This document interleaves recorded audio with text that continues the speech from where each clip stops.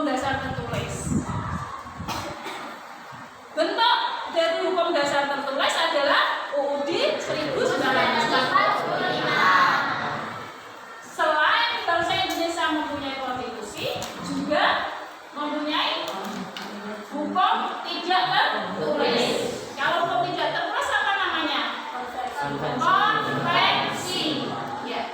Contoh dari konvensi adalah pidato kenegaraan presiden yang disampaikan biasanya setiap tanggal 17 Agustus.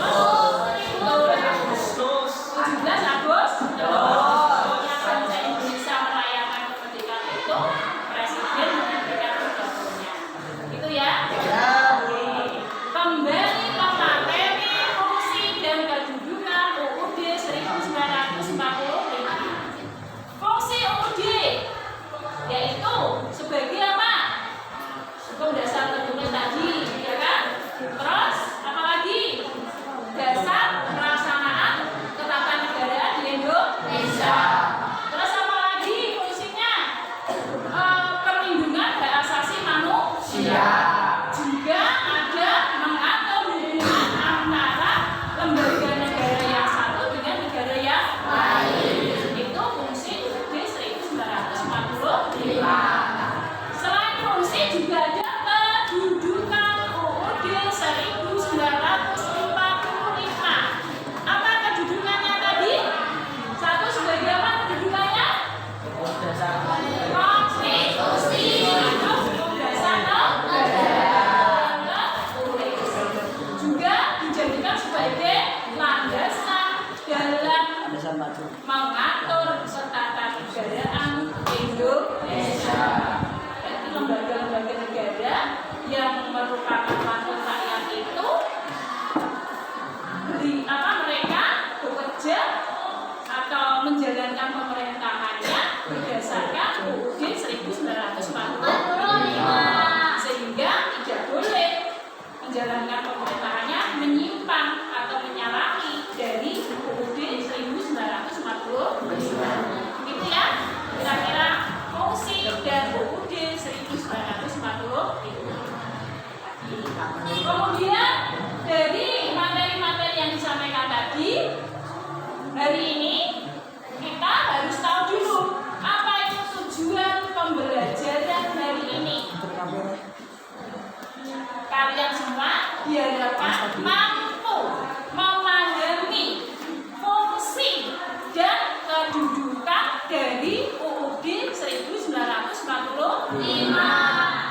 Itu ya tujuan pembelajaran dari ini. Kira-kira seperti itu. Ada yang ditanyakan tentang materi fungsi dan kedudukan UUD 1945? Tidak. Berarti sekarang dunia yang tanya. Tanya ya. Tadi kan disampaikan tentang fungsi dan kedudukan UUD 1945. Coba Mas Raya, satu fungsi UUD 1945. Mas, fungsi UUD menurut pendapat Mas Raya sebagai tata negara Indonesia. Sebagai tata negara Indonesia. Ya, satu lagi yaitu Mas Galeh. Yo Galeh. Fungsi UUD menurut pendapatnya Mas Galeh Sebagai pedoman hidup. sebagai pedoman hidup bangsa. Ya, boleh sebagai pedoman hidup bangsa. Yang pertama Pancasila, yang kedua UUD 1945. Gitu ya. Untuk lebih memahami materi fungsi dan kedudukan UUD 1945, Buya akan memberikan lembar kerja yang dikerjakan secara berkelompok dan kalian sudah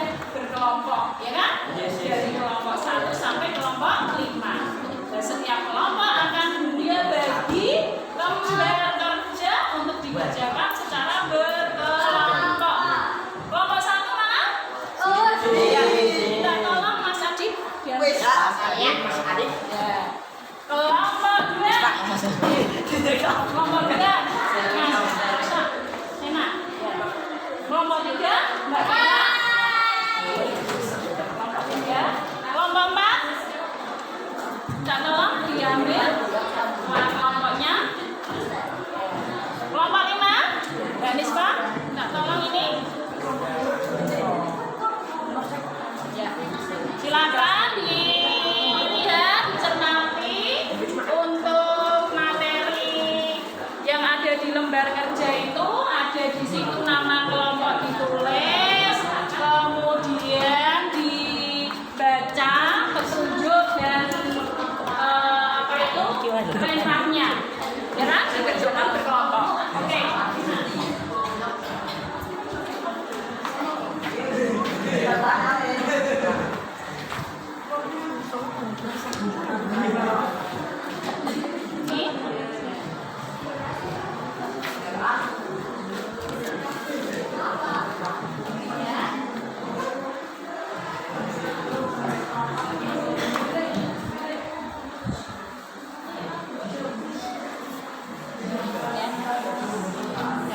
Maka untuk nama kelompok ditulis nama kelompok, nama kelompoknya ya, nama kelompoknya.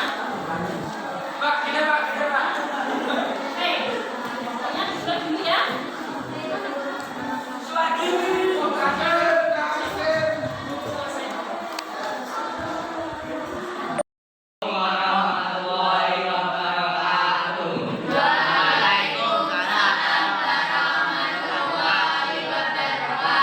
Kami dari kelompok 1 ingin mempresentasikan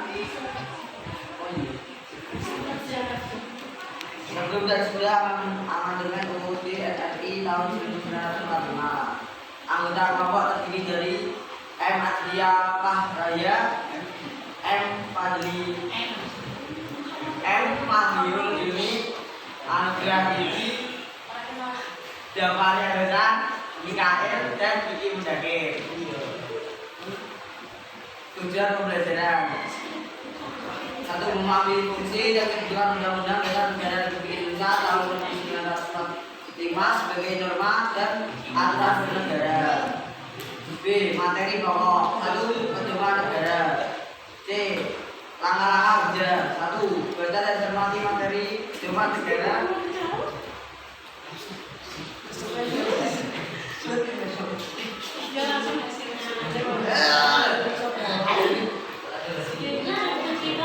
Sebelum dan sudah amandemen UUD RI tahun 1945. Jenis perubahan: bab, pasal, ayat, aturan, peralihan, aturan tambahan. Sebelum amandemen, UUD terdiri 16 bab, 37 pasal, 49 ayat, 4 pasal aturan peralihan, 4 pasal aturan 2 pasal aturan peralihan. Sesudah perubahan UUD 1945.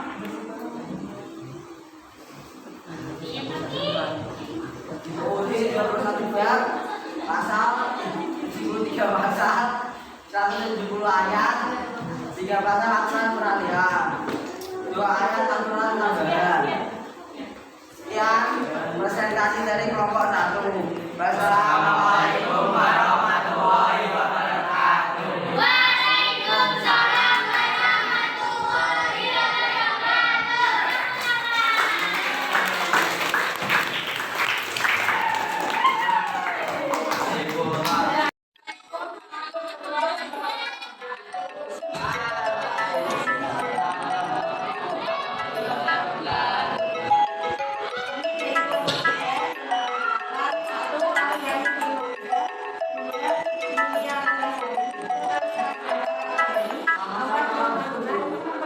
Mempresentasikan hasil kerja kami tentang perbandingan Undang-Undang Dasar Negara Republik Indonesia tahun 1945 sebelum dilakukan amandemen. Sebelum dilakukan amandemen, Undang-Undang Dasar Negara Republik Indonesia terdiri dari 16 bab, 37 pasal, 49 ayat, 4 pasal aturan peralihan dan 2 ayat aturan tambahan. Sedangkan setelah dilakukan amandemen Undang-Undang Dasar Negara Republik Indonesia tahun 1945 terdiri dari 21 bab, 73 pasal, 170 ayat, 3 pasal aturan peralihan dan 2 ayat aturan tambahan. Sekian presentasi dari kelompok kami. Terima kasih. Wassalamualaikum warahmatullahi wabarakatuh. Waalaikumsalam warahmatullahi wabarakatuh. Kelompok kalian yang sudah dipresentasikan diwakili oleh 2 kelompok bisa dipahami bahwa UUD 1945 itu sangat penting bagi bangsa Indonesia.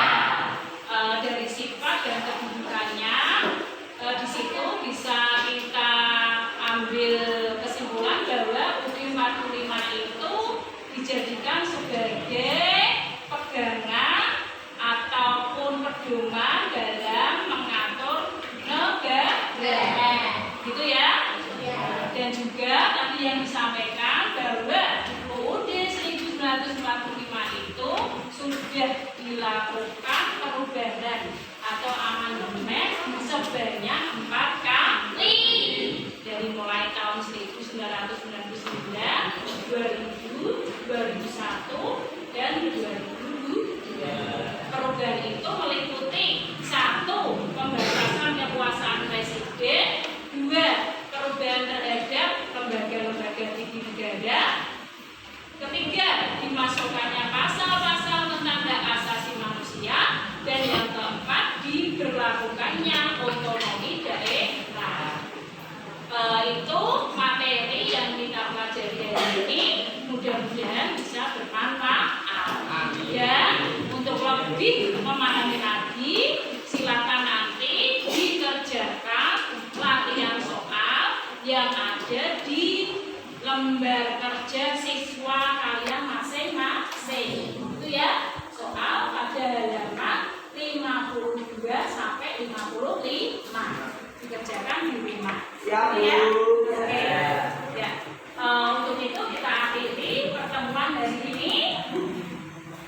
Mari kita bersama-sama membaca hamdalah.